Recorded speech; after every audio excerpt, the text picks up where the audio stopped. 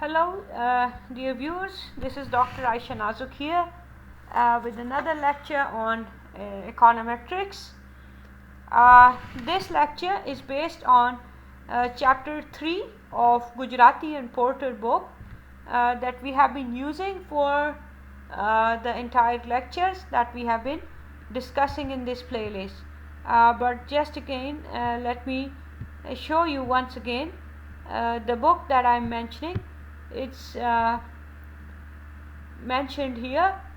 So Gujarati and Porter book, chapter 2, 5th edition. But today we are not discussing chapter 2 because this is just a reference. We are discussing chapter 3 of the same book, that is the Gujarati and Porter book. I'll post the link to download this book in the comment section. So let's focus on today's lecture. So let's discuss the basic concepts and some algebraic details of two variable regression model, how to estimate the regression betas, and what are the mathematical details behind this simple bivariate regression model. So our target is to actually let me show a diagram. When we were discussing the idea of a sample regression function, we said that the line of best fit is drawn in a manner that this is as close to possible to the actual data points. If you, for example, these black dots, these are the actual data points. So the line of best fit tend to minimize these deviations. But if I say that I minimize the sum of these deviations, that is, I add all these deviations or these distances from the straight line, what will happen? That the sum of these deviation will always be 0. For example, if this is the actual data pairs, the y and xi pair, and suppose that if I am given these deviation, you see some of the deviations shown in the graph, they are positive, some are negative. So our positive deviation means like the actual data is above the straight line, whereas a negative deviation means that the actual data is below the line of best fit. So what will happen that overall these positive, for example, this positive deviation will be cancelled by this negative deviation, whereas this negative deviation will be cancelled by this positive deviation. So u1 hat is cancelling out the effect of u4 hat, and u2 hat is cancelling out the effect of u3 hat. So if I add the deviations, so they will always be equal to 0. So I won't be able to derive a formula or a quantity which I am aiming to minimize, because this sum will always be 0. So what statisticians have proposed that we minimize the sum of the square of these deviations.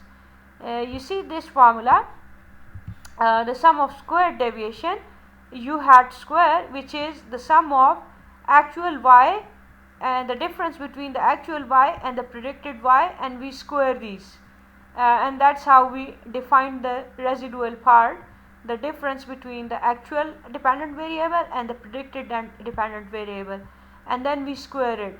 So the benefit of squaring is that now because when we square, then negative terms will also become positive, so the sum of square will not be 0. So now what the OLS mechanism is to minimize this quantity, the sum of the squared residual, and this is the reason we call the simple regression as OLS, or ordinary least squares, because we are minimizing the sum of squared residual, so least squares, and that is the terminology. Now the question arises that why don't we minimize the least absolute deviation? That is, we simply ignore the sign of these residuals and then we add. Ideally or conceptually speaking, that is an equivalent method. We can do that as well, but statistician and the researcher, they have attempted by deriving the relevant formulas for betas and the algebraic details. So they came up that if we minimize the absolute deviations, then it's not easy to handle algebraically. Whereas when we minimize the sum of squared deviation, and then the mathematical or the algebraic treatment of the formulas that we will be discussing shortly is relatively simpler. Okay, so next we discuss the derivation of OLS betas. So the purpose is to minimize the sum of squared residual or u hat square.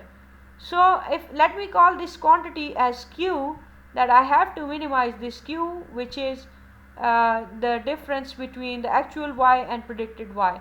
So instead of beta naught and beta 1, I have used a for intercept and b for slope coefficient. So yi minus this fitted part or the predicted part is a minus bx. So I have to minimize these squares. So you know that if we have to minimize something with respect to a variable, we take its derivative. So if we have to minimize with respect to the intercept, I am going to differentiate this term with respect to a. So curly q or curly a, or in other words partial derivative of q with respect to a is equal to simply applying the generalized power rule. It's equal to 2 times this whole term and raised to the power, actually this is n into the entire function n minus 1. So here n is 2 if you compare it with the generalized power rule. So 2 multiplied by this function raised to the power 2 minus 1 becomes 1. That's why I haven't written anything here, and this minus is because the internal derivative. So I am differentiating with respect to a, so the derivative of minus a will be minus 1. So that's why I have written minus 2 here, and then we have to equate this with 0. So this was about taking the derivative with respect to a. So once I equate this with 0, I can this minus 2 will merge with 0, or in other words this will go and multiply here with 0 and get diminished. So then I apply this summation sign on all these things or the terms that are inside. So summation y minus summation a minus b times summation x. So a is a constant, so sum of a constant will be n times a. So sum of y minus n times a minus b times summation x. So then I am going to continue with this. So I've actually, just for your convenience, I have copied this the last step once again here. So summation y minus na minus b times summation x. So this is equal to 0. Now I have to solve it for a. So I will take you say the na terms on one side and then bring down n towards here. So I get a is equal to summation y by n minus b times summation x by n. So in other words, a or the intercept is equal to y bar minus b times x bar, because you know that summation y by n is y bar and summation x by n is x bar. So we call it equation 2. Next we have to take the derivative of the same term with respect to the slope coefficient or b. So if you take the derivative of the term here in equation number 1 with respect to b, this time when you take the derivative, once again the generalized power rule will be used, but with the b we have this coefficient minus x, and that's why you can see that there is a minus sign as well as an x side. This is actually the internal derivative with respect to b, and then we have to equate it with 0. So then we equate to 0 and apply this summation terminology the summation term throughout. So then we have to multiply this x as well. So that's why summation xy minus a times summation x minus b times summation x square, because this x is multiplied by this x here. So then we have to actually solve it for b. First of all, I can see that I have a term involving a here. So using equation 2, I can put the value of a, that is summation y by n minus b times summation x by n. So I have put substituted the value of a, and then I am going to take some LCM and solve the common terms here, and you can easily see that by some simple mathematical steps the formula for b is derived, which is n times summation xy minus summation x summation y divided by n times summation x square minus summation x whole square.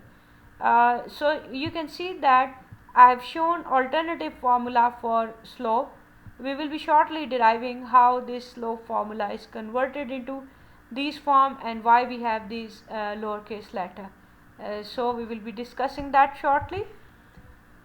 First, let's discuss numerical properties of the OLS, or the ordinary least square betas.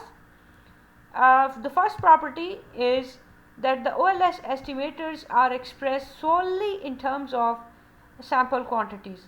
That is, if you go back to the OLS, you see this formula. For example, if you look at the slope formula, this slope formula can be easily computed if we are given the values of x and y, and is of course the sample size. So if we have the data of sample, we can easily calculate the the slope coefficient, and similarly the intercept can also be calculated. So the first property is that the betas are expressed in terms of observable sample quantities. Second, that they are point estimator, which means that if we are given a particular random sample, there will be only one value of slope and one value of intercept against one random sample. So OLS estimators are point estimators, that is, given the sample, each estimator will provide only a single value of the relevant population parameters. Third, once the OLS estimators are obtained from the sample data, the sample regression line can easily be obtained.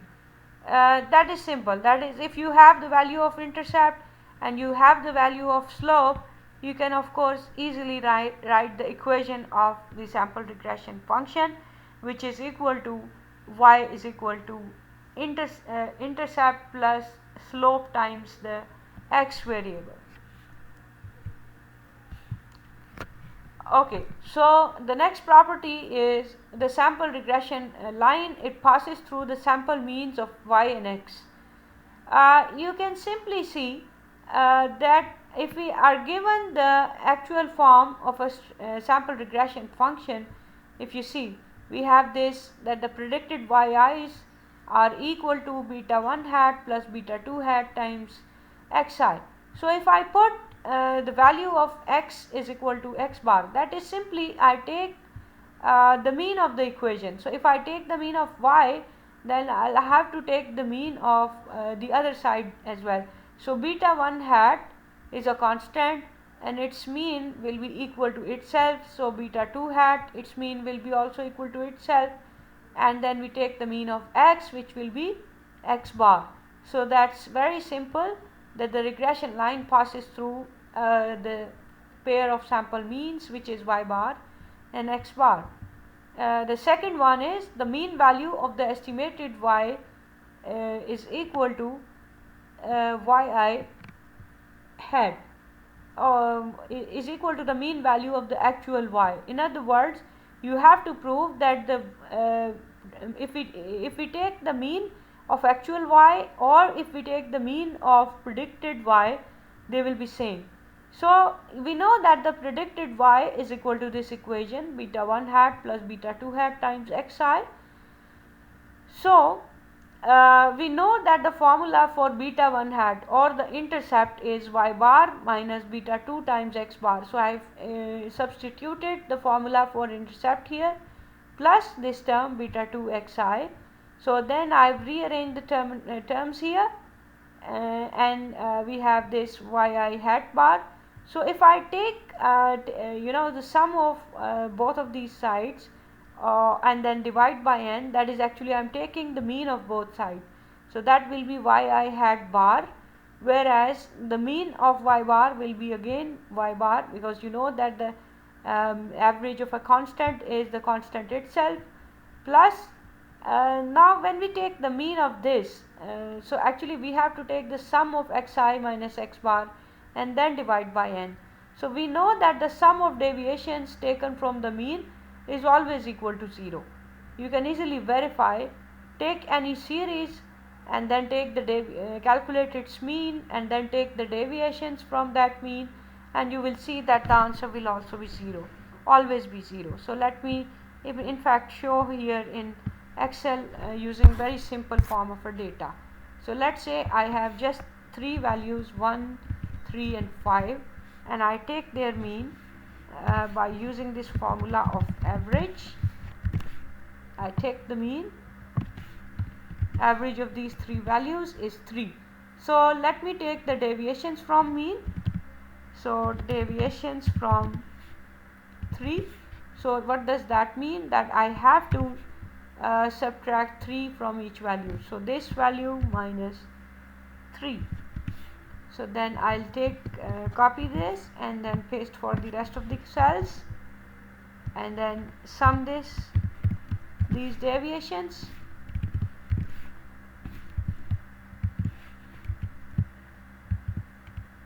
Pardon for a little bit of typing inaccuracy here. So I have to take this sum.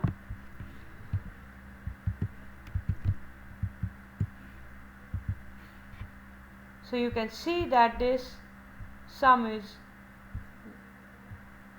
0. So this is exactly, we were saying that whenever we take deviations from mean, then the sum will always be equal to 0. So that's why when we took the sum of deviations here in this side, this came out to be 0. So we are left with only this part, mean of y bar, which is y bar itself. So this means that it proves that the mean of predicted y is equal to mean of the actual y as well. Next we have the third property. The mean value of the residual ui hat is 0. That is, if we take the average of the residual, it's always 0. So if we refer back to slide number 5, and we can see this terminology or this term here. Let me show this term again on slide number 5. So this is the expression minus 2 times this whole thing equal to 0. We are going to use this again in slide number 10. Okay, so minus 2 times this expression that we use, but we know that residual is equal to yi minus beta 1 hat minus beta 2 hat xi. So that means using this expression we can easily say that the sum of the residual is 0, because the term written inside this bracket is actually nothing but an alternative form of writing the residual term. So this could be written as minus 2 times sum of residual is 0, which means that the sum of residual is 0. So as a result of this property, the sample regression yi is equal to, this is the sample regression function. This can easily be expressed in the form where both y and x are expressed in the form of deviation from their mean value. So suppose I apply a summation on both sides of this expression, so that will give sum of y minus n time beta 1, because summation of beta 1 hat is a constant. So when I add it or apply summation on it for till I is equal to 1 till n, so this will become n times beta 1. Then beta 2 hat as it is, sum of xi plus sum of ui hat. So we know that the sum of ui hat is 0. So we are left with these two terms here. Now if I divide by n, this will become y bar is equal to beta 1 hat plus beta 2 hat times x bar. So what will happen? I will subtract this expression from the above expression 2.62. So when I subtract these two, I will get yi minus y bar is equal to the beta 1 hat will be cancelled with this beta 1 hat, and we will write beta 2 hat and then xi minus x bar plus ui hat. This is here. So now we have, if I call this deviation form, express it by lowercase y, so I have lowercase y is equal to beta 2 hat times lowercase x plus ui hat.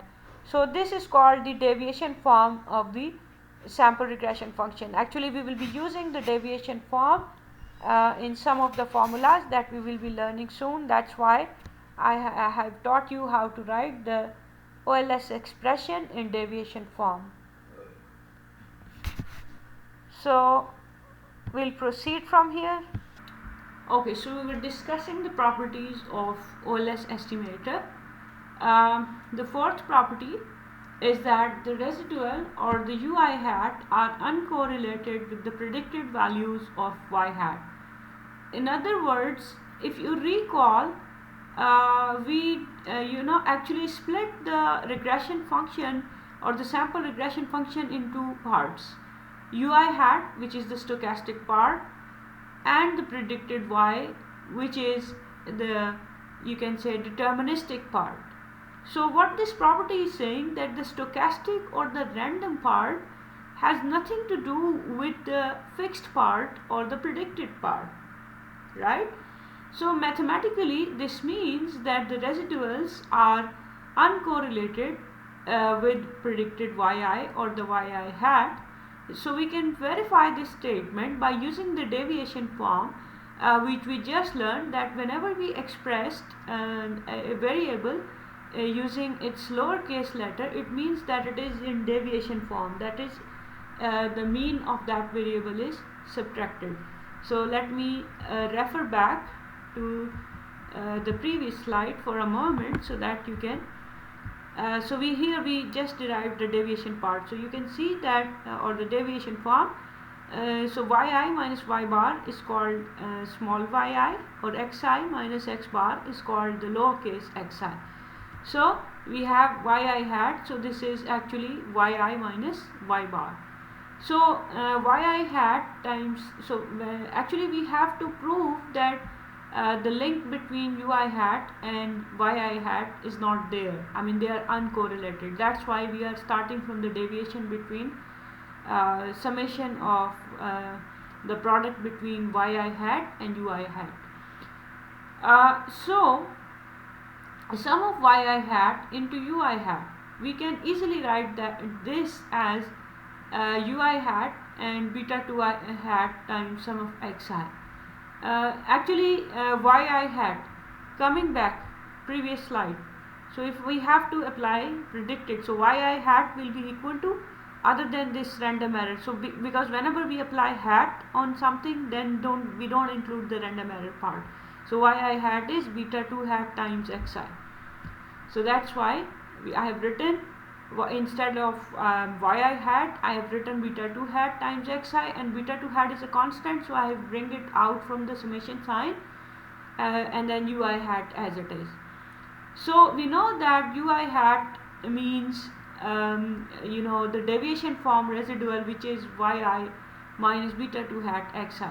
Once again refer to the deviation form. So if I were to rearrange, ui hat is equal to yi minus beta 2 hat times xi. So that's what I have written here. Ui hat is equal to this expression, and then I have written that this beta 2 hat then multiplied by sum of xi yi minus beta 2 hat square sum of xi square. Now what I am going to use by going to relate this term, either I refer to slide number 7, or just recall that beta 2 hat is equal to this deviation form formula. So I can easily write that sum of xi yi is equal to beta 2 hat multiplied by sum of xi square. So that's what I have made use of this property, and that's why we have one beta 2 hat already here, and from this expression I can write that this is beta 2 hat square sum of xi square minus this second term as it is. So now you can see that this is 0.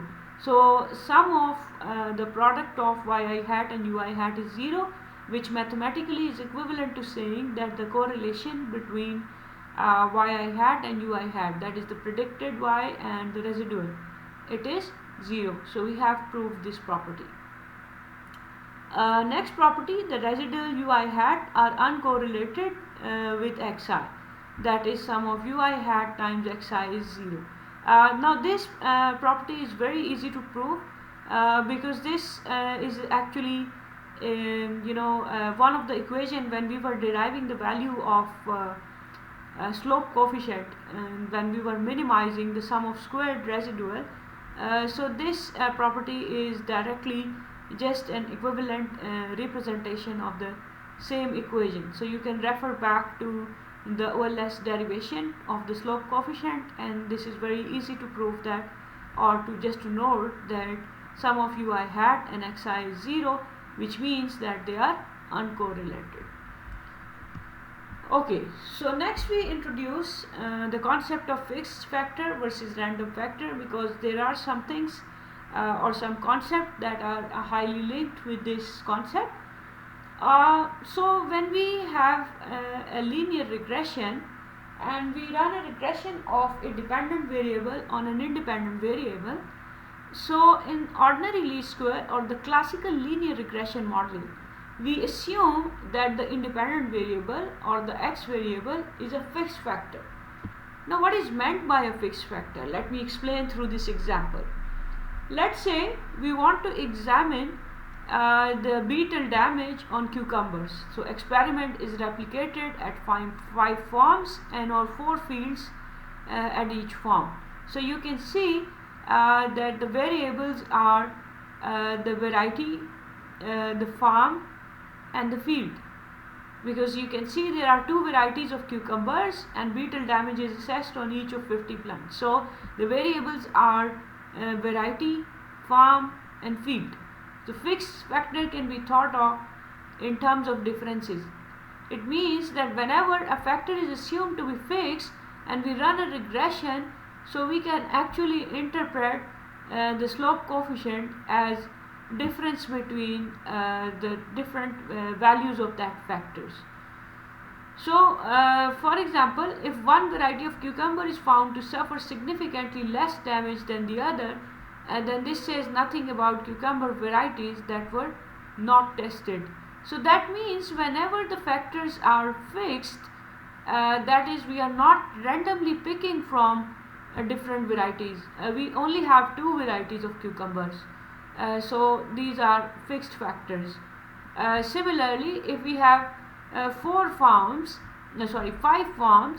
and we are not randomly picking from these farms. Actually, we are testing the whole experiment to all of these farms. So this is farm again is a fixed factor. So if, for example, if we see that beetle damage is different across different variety, then we will only interpret it as just a difference between the varieties that are being tested. In other words, we cannot generalize about the varieties that are not included in the sample. This is not the case when the factors are randomly chosen. But that is something that we are going to study later on in advanced topics of econometrics. Currently, we are saying that whatever the x variables are included, they are fixed factors.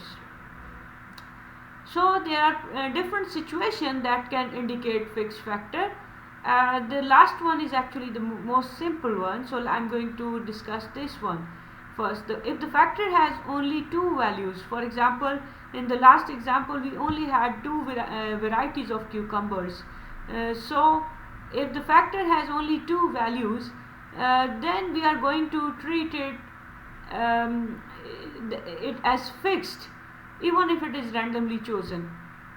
Because if there are only 2 varieties, of course we have to test the differences between the 2, so we must have to pick or analyze the data for the 2 varieties. So if a factor has only 2 values, it should be treated as fixed.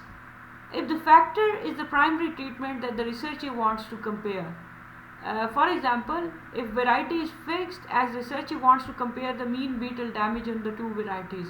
You see, the research objective was to compare the beetle damage across 2 varieties, and we have only 2, you can say, variety.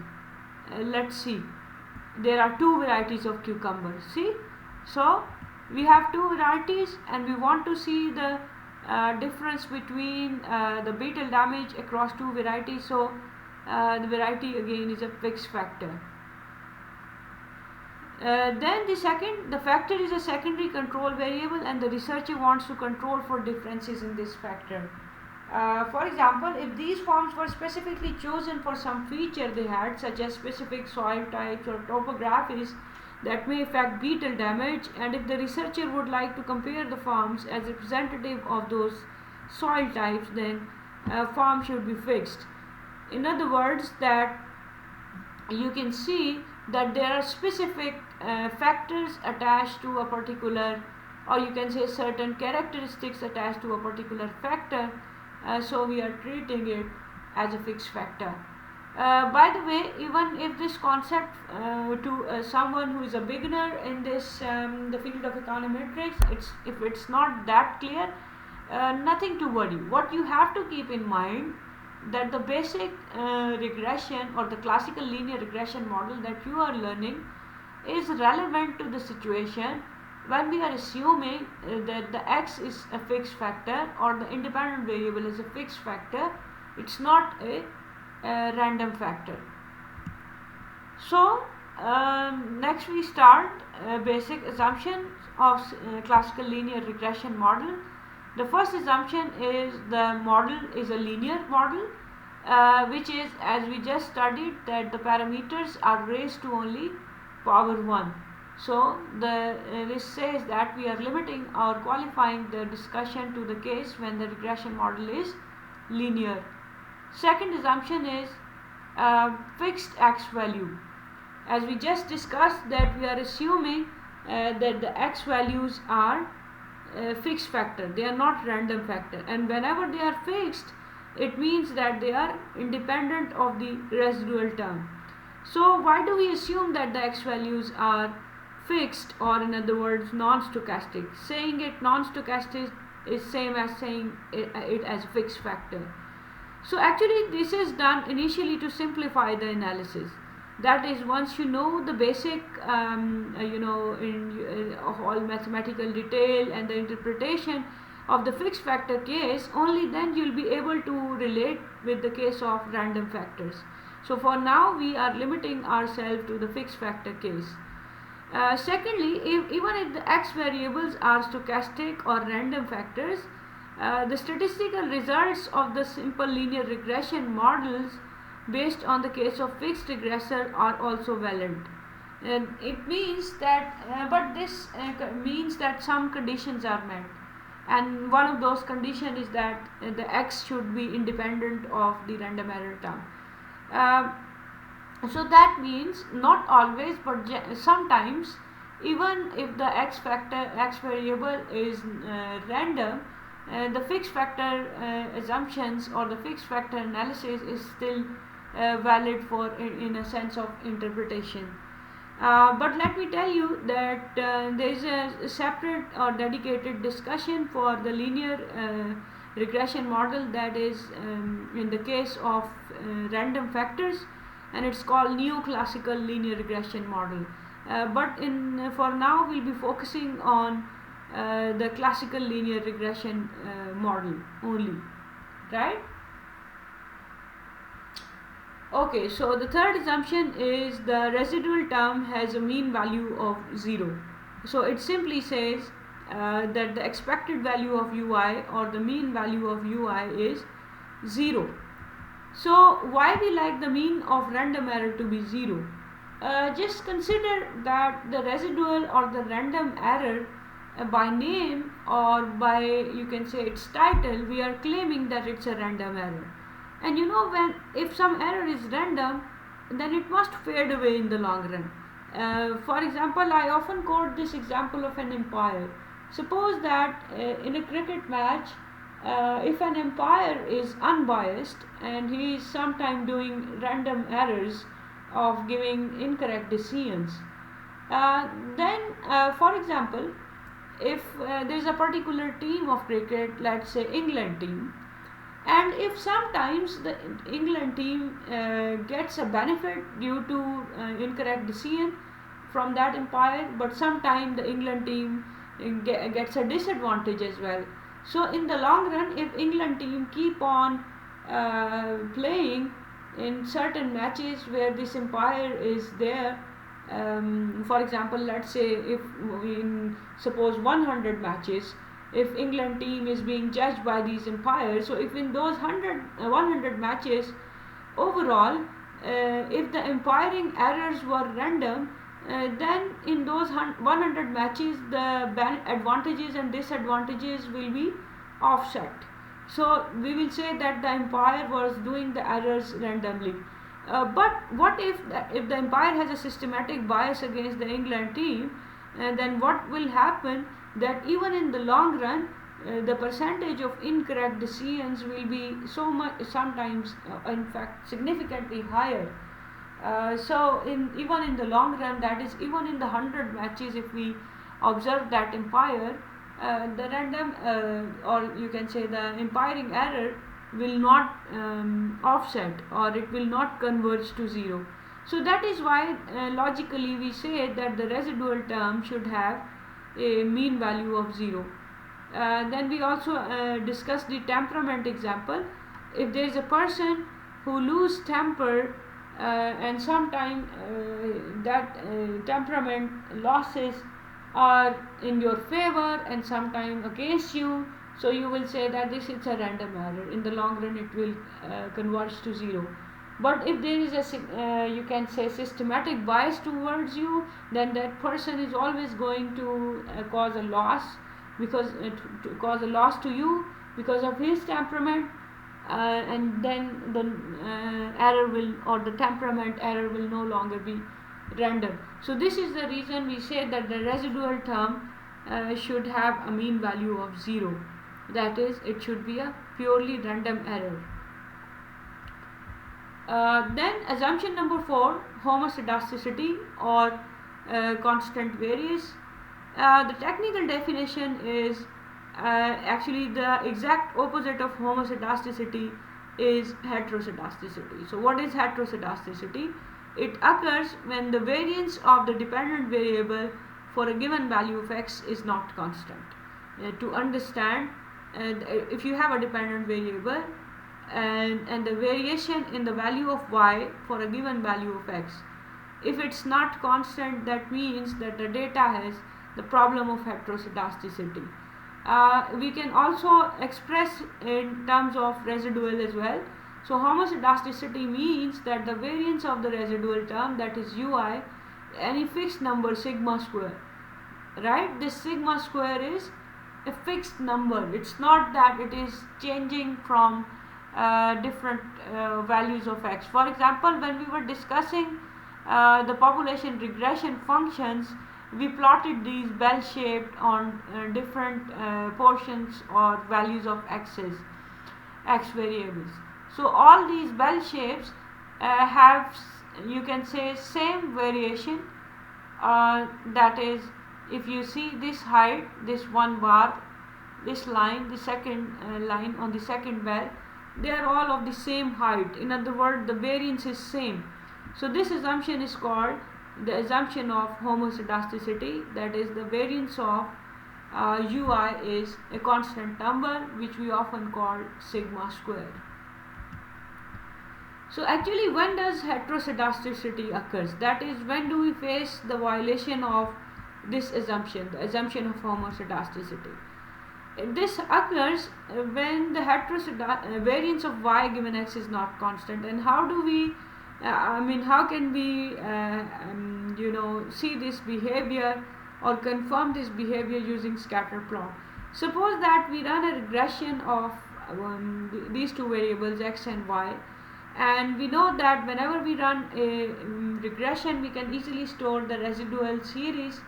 So if we then plot residual series against the x variable, so you can see that the variation, if this is the line which represent the average value of the residual, so the variation in these residual values are different.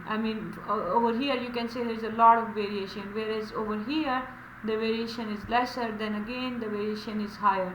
So this means that the variance of the residual term is not constant. So this is a typical scenario of heteroscedasticity.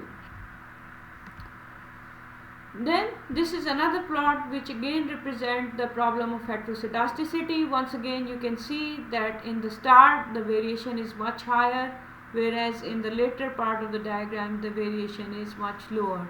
So once again the variance of the residual according to this display is again not constant, so we have the problem of heteroscedasticity.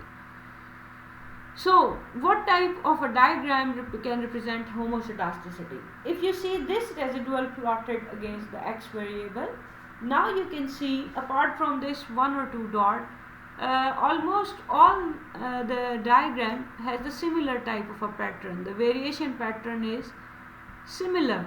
You see, if this area variation is similar to the next and to the next. So this is the classical example of homoscedasticity. By the way, once you go into the chapter which is specifically focused on the problem of heteroscedasticity, we will discuss different tests that are applied to algebraically or evaluate whether we have the problem of heteroscedasticity or not, and if the problem is there, what remedy do we have so that we can interpret the regression coefficients safely. Then the fifth assumption is that there should be no autocorrelation between the disturbance that is the random error. So it means that since the error is random, so the random error across different cross section or across different time periods, that should not be correlated. If we were to discuss, when we were discussing the example of empire, you can say that the umpiring error in match number 1 should be uncorrelated with the umpiring error in match number 2. Only then it is random. That is, if an error is purely random, there should not be any pattern in it. So that is what we say, that there is no autocorrelation between two random errors. So when do we face this problem of autocorrelation or serial correlation? There are, generally speaking, two main causes of autocorrelation. Cause number 1, if we omit an important variable from the model. For example, if we were to analyze the performance of a stock and we regress the stock just on time, right? And then we analyze the pattern of residual. You can see that there is a specific pattern. The residual are first increasing, then decreasing, again increasing. So it's not a random pattern. In other words, we can easily predict that in the first part of the diagram, if one residual has a particular value, then the second one will be again increasing, and so on. So you can see this is a pattern. But what if we include this pattern is actually, why is it occurring that we have ignored a very important variable, which is the variable of overall market performance. So let's say we include another variable, S&P 500, which is actually a measure of overall market performance of stock returns, and let's say once we include this variable in the model and then we plot residual versus time, right? So now the pattern is totally random. It's not that we have a particular pattern of increasing and then decreasing. So this is now a random pattern. So now this first case shows that we have problem of autocorrelation because we omitted an important variable, and this second case of the diagram shows that we included an important variable and now we don't have the problem of autocorrelation. Second example, when we introduce or we run a regression in an incorrect functional form. Suppose that we want to see how much weight a person can lift is a function of age. So if we regress the maximum weight limit on age, we can see that the residual are showing a particular pattern. You can see it's a hump or an inverted U type of a pattern. So once again, we can say this has a problem of autocorrelation. Now those of you who have an idea of body mechanism in terms of how much weight it can lift, you know that for example, a child as his age increases, he can lift more weight. But after a particular age, let's say after age 50 years, the weight carrying capacity will start decreasing again. So there is, you can say, a parabolic type of a pattern in the relationship between weight and age, and that's why you include a term age square. because you know that whenever the relationship between two variables is parabolic, then it's advisable to include the square term in the model. So if the actual relationship between weight limit and age was of non you can say this quadratic form, but you run this linear form purely, then what will happen? You will have the problem of serial correlation. So there are two particular causes behind the problem of serial correlation, which is the omitted variable and the incorrect functional form.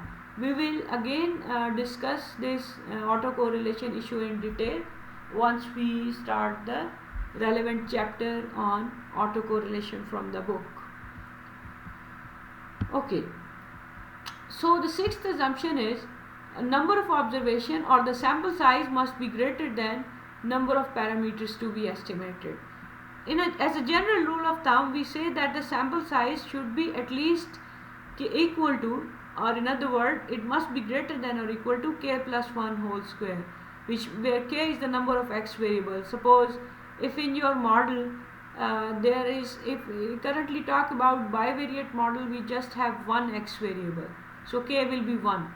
So the minimum sample size required to run a bivariate regression model will be 1 plus 1 square will be 4. So the minimum sample size required will be 4 to run a bivariate linear regression model. So the number of observation must be greater than the number of parameters to be estimated. Seventh assumption is the nature of x variable. The x values in a given sample must not all be the same. In other words, simple as that, that there must be some variation in the values of x variable. If all the x values are same, then how can we relate the variation in y with something which is a constant, right? So it means that one of the important assumption is the independent variable should have some variation in it, and there should not be any outliers in the x variable or the independent variable, because if there are some outlier, there is a need to delete those outlier from the data, and then we can run the regression. Okay, so up till now we have discussed 7 assumptions of the regression model. We will continue from here in our next video, where we will be discussing further algebraic properties and some derivations relevant to the OLS or ordinary least square. So thank you for watching this video, and I hope that you have learned from it. You are more than welcome to show your or register your feedback by commenting on the video. Thank you for watching the video of Rauhar.